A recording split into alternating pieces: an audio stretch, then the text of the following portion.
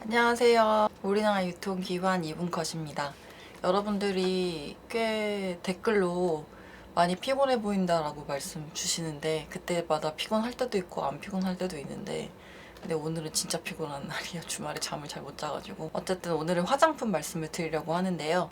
LG 생활건강 그리고 아모레퍼시픽 프리뷰를 준비를 했습니다. 그리고 덤으로 최근에 화장품 시장대의 변화에 대해서도 언급을 드리려고 하고요.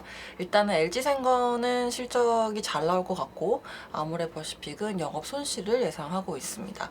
LG 생건의 4분기 실적은 매출액은 전년 동기 대비 2.6% 증가한 2조 654억 원 예상하고 있고요. 영업이익은 전년 동기 대비 0.5% 감소한 2,398억 원 예상하고 있어서 시장 기대치에 부합하는 수준의 실적을 보고 있습니다. LG생건은 일단 지금 글로벌 피어 대비해서 굉장히 저평가되어 있고 실적 모멘텀이 있기 때문에 저희가 화장품 업종 내에서 탑픽으로 말씀을 드리고 있고요. 화장품 부문은 양호하게 방어를 잘 할 수 있을 것으로 전망을 하고 있습니다. 국내의 다른 채널들이 부진하지만 코로나 때문에 어쩔 수 없이 면세점은 잘 방어를 한 모습으로 보여지고 있고요. 그리고 생활용품 쪽에서 피지오겔, 그 다음에 뉴에이본 새로 인수한 브랜드들이 붙으면서 양호한 실적을 보여줄 것으로 전망하고 있습니다. 더불어서 음료 쪽도 지금 펀더멘털이 개선이 되고 있는 모습이고요. LG생건이 지금 올해 기준으로 한 26배, 25배 정도 받고 있는데 글로벌 피어들이 한 30배 후반에서 40배 넘게 받고 있거든요. 중국에서 성장이 지금 중국 화장품 산업이랑 똑같이 인라인하게 가고 있는데 그럼에도 불구하고 다른 피어 대비 밸류에이션 여유가 있기 때문에 지금 탑픽으로 말씀을 드리고 있고요. 실적도 4분기에 시장 기대치 부합할 수 있다 이렇게 보고 있습니다. 반면에 아모레퍼시픽 같은 경우는 영업 손실 예상하고 있고요. 매출액은 YOY로 10.5% 감소한 1조 1,929억 원 예상을 하고 있고요. 영업 손실은 적자 전환을 한 113억 원 예상을 하고 있습니다. 이거는 일회성 비용 때문이라 보시면 되는데 아시겠지만 아모레퍼시픽이 지난해 말에 창사 75년 만에 처음으로 희망퇴직을 신청받았었고요. 이거는 2020년 기준으로 근속연수가 만 15년 이상인 직원들 대상이었습니다. 그렇다 보니까 이제 그런 퇴직금, 위로금 이런 것들이 나가게 되면서 그거에 대한 일회성 비용 반영 때문에 한 500억에서 600억 정도가 반영이 될 것으로 보고 있고 그렇다 보니까 일시적으로 영업 손실 기록할 것으로 예상을 하고 있습니다. 다만 중국에서 설화수가 30% 이상 성장을 이어갈 것으로 추정을 하고 있고요.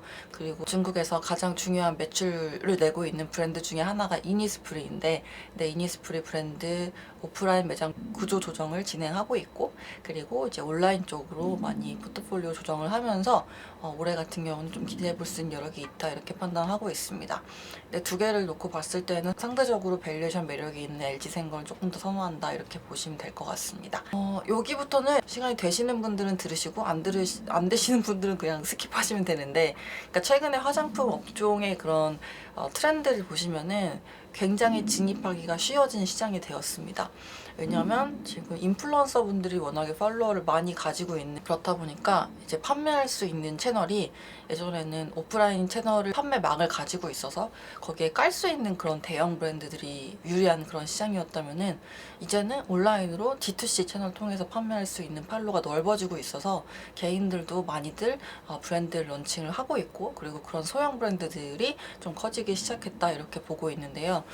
그렇다 보니까 화장품의 그 트렌드 그리고 뭐 유행이라든지 뭐 히트하는 제품들의 그런 수명이 굉장히 짧아지고 있고 그런 사이클이 되게 빨리 변하고 있습니다. 그래서 기존에 좀 몸집이 커서 몸집이 큰 업체들은 요거에 대응하기가 좀 쉽지가 않아지는 상황이 됐어요. 왜냐면 브랜드를 빨리빨리 내서 치고 빠지고 이런 작업들을 해야 되다 보니까 그래서 글로벌 업체들은 어떻게 하고 있냐면 이제 에스티로더 같은 경우 에스티로더의 갈색병 같은 그런 히어로 프로덕트 같은 경우에는 꾸준히 가져가되 여기에 덧붙여서 니치 브랜드 이제 그때그때 치고 빠져야 되는 브랜드들은 M&A 등을 통해서 지금 보완을 하고 있는 모습입니다. 그래서 이런 것들이 뭐 최근에 투페이스드 그리고 뭐 베카, 닥터자르트 그리고 AHC 이런 그리고 3C 같은 브랜드들이 인수가 되었던 게 이제 그런 작업의 일환이었다고 보시면 될 것 같고요. 글로벌 로레알도 그렇고 유니레버도 그렇고 에스티로더도 그렇고. 그래서 우리나라 같은 경우도 이런 좀 시장 트렌드에 맞는 포트폴리오를 구성을 해 나가는 업체가 유리할 것이다, 이렇게 전망을 하고 있고요.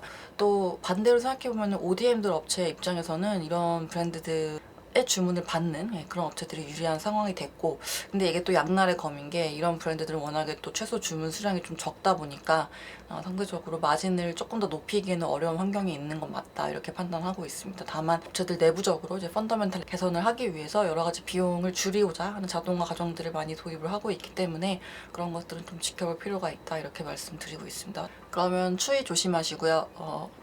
여기가 더 왠지 여기가 더 나은 것 같은 느낌이.